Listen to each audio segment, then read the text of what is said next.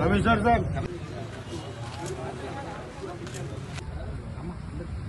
అందరికీ ఈరోజు UIDF central bank నిధుల నుంచి 37వ వార్డుకు 50 లక్షల రూపాయలు శాంక్షన్ కావడం జరిగింది.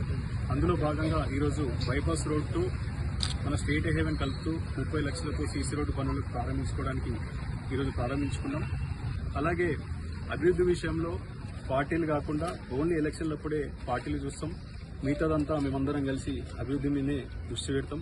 ఎందుకంటే 37వ వార్డు అనేది కుటుంబం లాంటిది. కుటుంబం సభ్యులు ఉన్నటువంటి ఏరియా, వారి ఇంటి పరిసరాలు కూడా లాస్ట్ టైం కూడా 3.5 కోట్ల